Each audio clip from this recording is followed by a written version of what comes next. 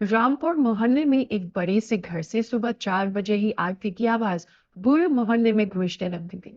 ये सुनकर पड़ोसी कहने लगे, वाह वाह, क्या कर्म किए है इस ललिता देवी ने, जो उसे 36 गुणों वाली 36 बहुएं मिली। और सब की सब एक से बढ़कर एक है। ना जाने क्या कर्म किए होंगे उसने। राज रानी की पूरी 36 बहुएं थी। वो सुबह रोज 4 बजे भगवान की पूजा से शुरू होती थी। अरे माँ जी, उठ गई आप? सच में मैं बड़ी ही भाग्यशाली हूँ। मैंने तो कभी सपने में भी नहीं सोचा था कि मेरे घर में सुबह तड़के 4 बजे की आरती होगी। इसके बाद सभी बहुएं घर के कामकाज में जुटी। अरे बहू, ये तुम दोनों इतनी सुबह सुबह कहाँ से सब्जी ला रही हो? अभी तो कोई ठेले वाला खुला भी नहीं होगा। माँ जी, बाजार जाकर भला कौन ही बासी सब्जियां लाएगा? ये तो हम मोहन भाई से खरीद कर लाई हैं। वो सुबह तड़के जागकर अपने खेत से हरी हरी ताजा सब्जियां तोड़ कर लाते हैं ना, फिर मंडी में जाकर बेचते हैं। तो हम सीधा उनके खेत से ही खरीद लाई। देखो तो, कैसे एकदम हरी ताजा फ्रेश सब्जियां हैं। कितनी अच्छी हरी भरी सब्जियां। करेले, तोरी, भिंडी और साग लाई हूँ। आपको कल से साग खाने का मन कर रहा था ना, इसलिए। वो ये बात कर ही रही थी कि तभी दूसरी बहू पूजा वहां आ जाती है। माँ जी, आप जल्दी से जाकर अब नहा लीजिए। आपके लिए पानी भी गर्म करके रख दिया है, साथ ही कपड़े भी प्रेस करके रख दिए हैं। हाँ, तब तक आपके लिए गर्मा गर्म नाश्ता तैयार कर देते हैं हम। सच में तुम सब की सब कितनी अच्छी हो, एकदम सर्वगुण संपन्न। मेरे तो भाग्य खुल गए जो तुम जैसी बहुएं मिली। मेरे तो वारे न्यारे हो गए। अब लता भी नहाने चली जाती है। कुछ देर बाद जब वो लौट कर आती है, तो खाने के टेबल पर उसके लिए 36 तरह के पकवान बनकर तैयार होते हैं। अच्छा, जरा टीवी भी लगा दो, खाना खाते खाते थोड़ा मनोरंजन ही हो जाए। लेकिन तभी लाइट चली जाती है। अरे ये क्या, बिजली चली गई। रुको, मैं अभी लैम्प जलाती हूँ। फिर पूजा लैम्प की रोशनी करती है, जिसकी रोशनी में एक बहू गाना गाती है, तो कुछ डांस करने लगी हो जा। अब सही से मनोरंजन हो रहा है ना माँ जी? हाँ हाँ, जब तुम जैसी बहुएं हो तो मनोरंजन कैसे नहीं होगा। प्यारी प्यारी सासू माँ, हमारी प्यारी सासू माँ, हमको जान से प्यारी है। देखो हमारी सासू माँ, हमारी जान हमारी आन, हमारी प्यारी सासू माँ। उसके ये कहते ही अचानक धीरे धीरे सब धुंधला होने लगता है और उसकी सभी बहुएं गायब हो जाती हैं। और लता देवी, उनका सपना चकनाचूर हो जाता है। सत्यानाश, बहुओं कहाँ गई सब? अरे इसका मतलब मैं वो सब सपना देख रही थी। हाय, लेकिन कितना अच्छा सपना था। रानी की तरह मेरी सभी बहुएं मेरी सेवा पानी कर रही थी। वैसे सुबह का सपना सच होता है, ये सुना तो है। लेकिन काश ये सपना सच हो जाए।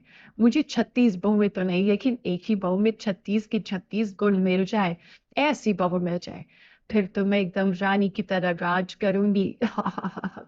लता देवी का इकलौता बेटा था अजीत। वो उसके लिए एक ऐसी संस्कारी लड़की लाना चाहती थी, जिसके अंदर सभी 36 गुण हो। पंडित जी, मुझे ऐसी बहू चाहिए जो अच्छा खाना बनाना भी जानती हो, पूजा पाठ वाली भी हो, गाना भी जानती हो, नाचना भी जानती हो, और जो बड़ों का आदर सत्कार करना जानती हो। कुल मिलाकर ये मान लीजिए, मुझे 36 गुणों वाली बहू चाहिए।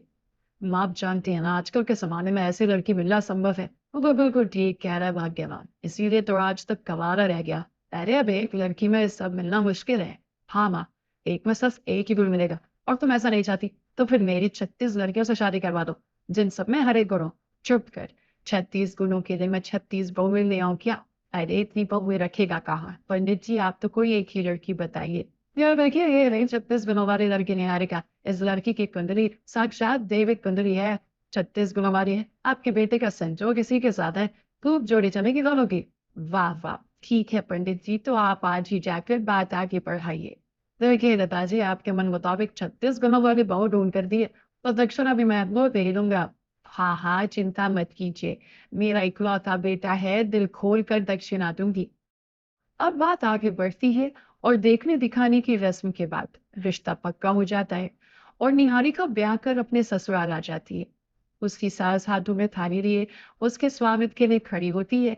तभी वो बोलती है, उफ, कितनी गर्मी हो रही है। अरे यार, कोई एसी चला दो, नहीं तो मैं बेहोश हो जाऊंगी। ये कहते ही निहारिका ने सर से घूंघट हटा दिया। ये देखकर पड़ोसन बोले, अरे ये क्या लता बहन, तुम्हारी बहू तो बड़ी बेशरम निकली, जो आते ही अपने सर का घूंघट निकाल कर बैठ गई। इसने तो अपनी मुंह दिखाई यही कर दी। अपने बहू की करनी पर पर्दा डालते हुए लता लड़खड़ाते हुए बोली, हाँ हाँ, तो क्या हुआ? वो सच ही तो कह रही है, कितनी गर्मी है यहाँ। बेचारी बहू का क्या हाल हो रहा होगा। तू भी न सरला बसवाई का पहाड़ बनाना जानती है। चल अब जा यहाँ से। आपने सुना नहीं चुगलखोर आंटी? माँ जी ने क्या कहा? आप जाइए यहाँ से। सरना वहां से गुस्सा होकर चली जाती है। छोड़ो बहू उसकी बातों को। अब तुम ये कलश गिराकर अंदर आओ। निहारिका उस कलश को इतनी जोर से लात मारती है कि वो कलश सीधा जाकर उसके ससुर के माथे पर लगता है। ये राम, मार डाला रे, मार डाला। सॉरी ससुर जी, वो गलती से लग गया। अच्छा चलो कोई नहीं। अब जाओ, जाकर तुम आराम करो, थक गई होगी। फिर कल सुबह तुम्हारी पहली रसोई की रस्म भी है ना। उस वक्त तो वो दोनों वहां से चले जाते हैं। फिर अगले दिन सुबह निहारिका कट स्लीव वाली वेस्टर्न ड्रेस पहनकर बाहर आती है। गुड मॉर्निंग माँ जी, कॉफी है? नहीं नहीं बहू, मैं कॉफी नहीं पीती। चाय ही बना दे मेरे लिए। मैं आपको बनाने के लिए कह रही हूँ। है लेकिन मैं क्यों बनाऊंगी, वो तो तुम बनाओगी ना। तुम इस घर की बहू हो। लेकिन मुझे तो कुछ बनाना आता ही नहीं है। नहीं आता? हे भगवान, ये तो मेरे साथ धोखा हो गया। 36 गुण वाली बहू मांगी थी, इसमें तो एक भी गुण नहीं है। तो जब तुझे चाय बनाना ही नहीं आता तो फिर खाना बनाना तो आता ही नहीं होगा। पहली रसोई में क्या बनाएगी फिर? घंटा। हाँ माँ जी, मुझे सिर्फ फाउड बनाना आता है। सेल्फी खींचते वक्त बनाते हैं ना वो। सत्यानाश। इन आजकल की लड़कियों को ना तो चाय बनाना आता है और ना खाना बनाना। फिर आता ही क्या, पाउड बनाकर और जीभ निकाल कर सेल्फी खींचना बस। उस पंडित को तो मैं छोड़ूंगी नहीं। 36 गुण वाली बहू बताकर निकम्मी बहू पकड़ा गया। खैर, अब किया भी क्या जा सकता है। अब लता अपनी बहू को चाय बनाना सिखाती है। चल अब चीनी पत्ती डाल। कितनी डालू माँ जी? हे राम, एक काम पे पूरी बर्नी ही उड़ेल दे। पानी उबल गया है। ठीक है माँ जी। निहारिका सच में पूरी बर्नी ही उसमें उड़ेल देती है। हे राम जी, ये बिन पेंदी का उड़ता रोता मेरे ही पल्ले पड़ना था। बहू तो ये सब छोड़ और बाहर जाकर साफ सफाई का काम कर, खाना मैं बना लूंगी। जो गुम्मा जी। अब लता भी खुद ही खाना बनाने लगती है और निहारिका बाहर साफ सफाई का काम करने लगती है। लेकिन जब लता बाहर आई तो अपनी बहू को झाड़ू लगाता देख माथा पकड़ कर बैठ गई। अरे बहू, मैंने तुझे झाड़ू लगाने के लिए कहा था, बैट बॉल खेलने के लिए नहीं। ला दिखा मुझे झाड़ू। देख ऐसे लगाते हैं झाड़ू। ले अब तू फिर लगा। जी माँ जी। फिर रख ले दे।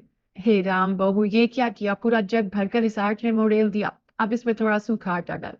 इसी तरह वो अपनी बहू को हर काम बारीकी से सिखाती है। ऐसे 3 महीने बीत जाते हैं।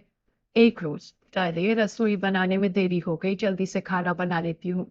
तभी निहारिका अपनी सास का हाथ पकड़कर उन्हें डाइनिंग टेबल तक ले जाती है। ये सब किसने बनाया बहू? माँ, ये सब आपके बहू ने अपने हाथों से बनाया है। अब तो आप मान गई ना। आपकी बहू अब 36 गुणों वाली बहू बन गई है। ये सुनकर लता देवी की आंखों में आंसू आ जाते हैं और वो नम आंखों से बोलती है, जीती रहे बहू। आपका बहुत बहुत शुक्रिया माँ जी, जो आपने मुझे हर काम अच्छे से सिखा दिया और अपनी इस बहू को 36 गुणों वाली बहू बना दिया। निहारिका के ससुराल वाले उसके हाथ का बना खाना खाकर बहुत ही खुश होते हैं। अब निहारिका भी 36 गुणों वाली बहू बन जाती है और सबका खूब ख्याल रखती है। माँ जी, बहुत बढ़िया क्रीम है। आप एक बार लगाओगी तो आपके चेहरे की सारी झुर्रियां कुछ ही दिनों में गायब हो जाएंगी। अच्छा, फिर तो एक नहीं दो क्रीम दे दे। वैसे कितने पैसे हुए? माँ जी, मात्र 315 रुपए। ये दोनों एंटी एजिंग क्रीम है। अच्छा रुको, मैं देती हूँ। अरे, मेरे बटुए में सिर्फ 300 रुपए ही हैं। अब क्या करूँ? मेरा घर बस थोड़ी दूर ही है। मैं फिर क्रीम बाद में ले जाऊंगी। अभी तो मुझे बाकी का सामान दे दो। एक सेकेंड। ये लो 15 रुपए।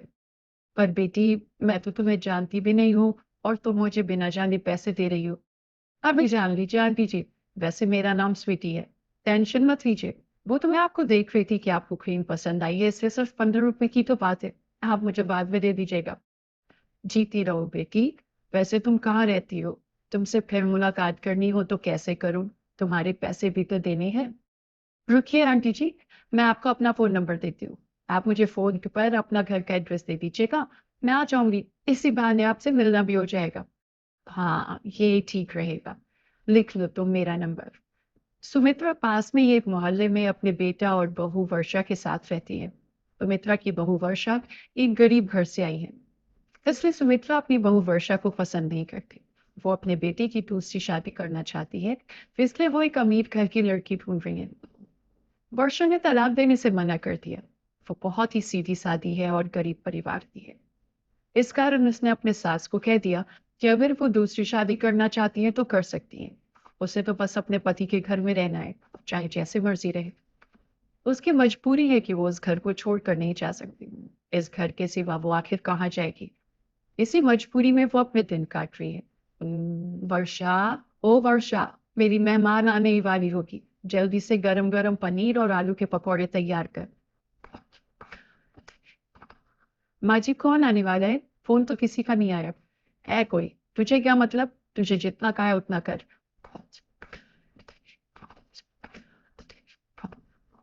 रवि बेटा, थोड़ा देर से ऑफिस चले जाना। मुझे तुम्हें किसी से मिलवाना है। मुझे पता है माँ, तुम फिर से शुरू हो रही हो। कोई ना कोई लड़की ही होगी। मैंने तुम्हें कितनी बार मना करा है कि मुझे दूसरी शादी नहीं करनी है। तो पहले ही अशुभ बातें निकाल दे अपने मुंह से। अगर तूने दूसरी शादी के लिए मना किया ना, तो मैं अपनी जान दे दूंगी। तू अपनी माँ को चाहता है या नहीं? अभी सुमित्रा बात कर ही रही थी कि तभी स्वीटी आ जाती है। नमस्ते आंटी जी, कैसे हैं आप? अरे आओ आओ बेटी, घर ढूंढने में कोई परेशानी तो नहीं हुई ना? नहीं नहीं आंटी जी, मैंने अपनी गाड़ी बाहर गेट के पास ही पार्क की है, तो कोई परेशानी तो नहीं है ना? अरे नहीं नहीं, परेशानी की क्या बात है। आओ बैठो। रवि बेटा, ये स्वीटी है। बहुत ही प्यारी बच्ची है। सुमित्रा स्वीटी के साथ बहुत मीठी मीठी बातें करती हैं। ऐसे ही अक्सर सुमित्रा स्वीटी को घर बुला लिया करती थी, या फिर रवि के साथ उसके घर मिलकर आ जाती थी। रवि मजबूर था। अगर वो इन सब के लिए मना करता तो सुमित्रा अपने आप को कुछ कर लेती। सुनो, मैं यही कहूंगी, अगर माँ जी को कुछ हो गया तो हम दोनों जिम्मेदार होंगे। आप स्वीटी से शादी के लिए हाँ कर दो। माँ जी अपने आप ही स्वीटी से बात कर लेंगे। स्वीटी भी इस शादी के लिए जल्दी ही हाँ कह देती है। आंटी जी, मैं जानती हूँ आप वर्षा के घर में रहने से खुश नहीं हो, पर आप चिंता मत करो। मेरे पास बहुत पैसा है। हम दोनों खूब ऐशो आराम से रहेंगे, खूब मजे करेंगे। पर एक शर्त पर। अब से तुम मुझे आंटी जी नहीं, माँ जी कहोगी। रवि और स्वीटी की शादी हो जाती है और सुमित्रा अपनी बहू वर्षा के लिए सौतन में आती है। जैसा सुमित्रा ने सोचा था वैसा बिल्कुल भी नहीं हुआ। स्वीटी ने तो आते से ही अपने रंग दिखाने शुरू कर दिए। अरे, ये घर अभी तक गंदा क्यों पड़ा है? क्या यहाँ पर कोई काम वाली नहीं है? नहीं स्वीटी, घर की साफ सफाई का सारा काम मैं खुद ही करती हूँ। तो माँ जी अब तक क्या कर रही हैं? मेरी सहेलियां किटी पार्टी के लिए आने वाली होंगी। माँ जी को कहो वो तुम्हारा काम में हाथ बटाए ताकि काम जल्दी हो सके। पर स्वीटी, मैंने माँ जी से कभी कोई काम नहीं करवाया। उनकी उम्र तो देखो, वो इस उम्र में घर का काम कैसे कर सकती हैं? तुम चिंता मत करो, मैं अकेली कर दूंगी। तो क्या आराम से बैठ के रोटियां तोड़ने के लिए है वो? मैं उन्हें कभी बुलाती हूँ। माँ जी, ओ माँ जी। क्या हुआ स्वीटी बहू? तुमने मुझे आवाज लगाई। इस वर्षा ने तुम्हें कुछ कहा तो नहीं? किसकी मजाल है जो मुझे कुछ किया जाए? मैं तो आपको बुला रही थी। जल्दी से झाड़ू हाथ में पकड़ो और पूरे घर में लगा दो। मेरी सहेलियों ने आना है। मुझे पूरा घर शीशे की तरह चमकता हुआ दिखाई देना चाहिए। अब आप ऐसे इस तरह बैठी रहोगी तो घर के काम कैसे होंगे? कैसी बातें कर रही हो स्वीटी बहू? जब से वर्षा बहू आई है, मैंने घर के किसी काम को हाथ नहीं लगाया। मैं तो घर के काम करना कब का भूल चुकी हूँ। तो आप कर लो, अभी तो कर सकती हो। मुझे कुछ नहीं सुनना। चुपचाप घर का काम कीजिए। ऐसे इस घर में कोई नहीं रह सकता। सुमित्रा सोच में पड़ जाती है। उसने अपने पैरों पर खुद ही कुल्हाड़ी मारी थी।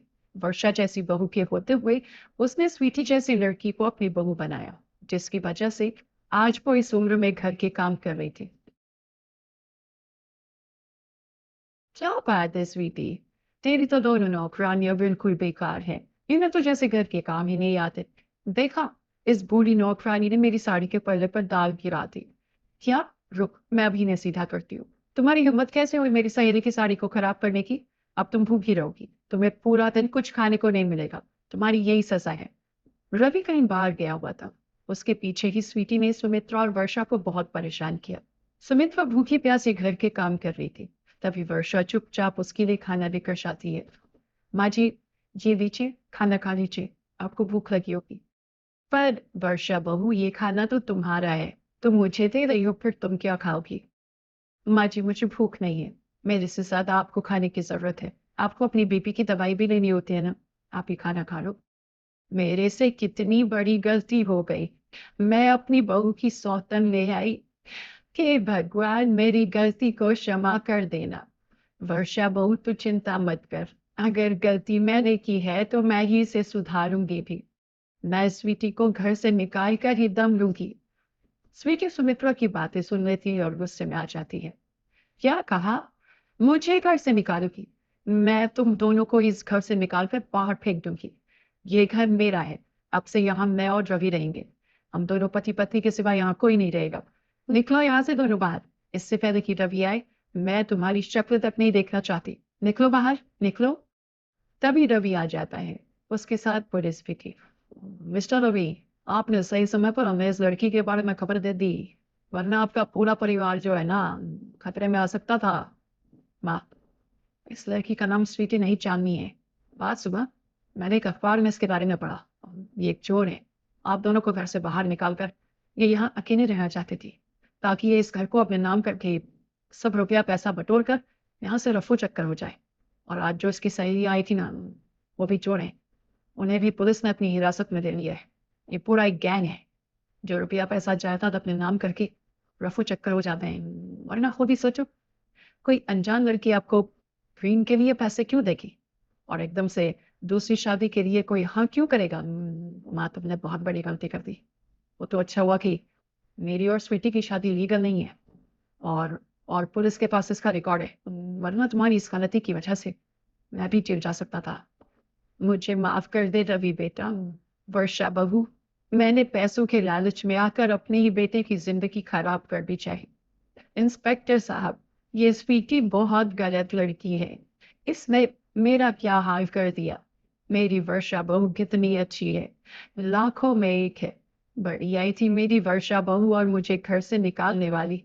अब तो जेल की सलाखों के पीछे जब सजा भुगतेगी ना, तब मेरे कलेजे को ठंडक पड़ेगी। सुमित्रा को अपनी गलती का एहसास हो जाता है और वो अपने बेटा बहू को गले से लगा लेती है। स्वीटी और उसके साथियों को जेल हो जाती है। हेलो दोस्तों, कैसे हैं आप सब? हमारी कहानियां देखने के लिए हमारे चैनल को सब्सक्राइब कीजिए। और हाँ, बेल आइकॉन पर क्लिक करना मत भूलिएगा।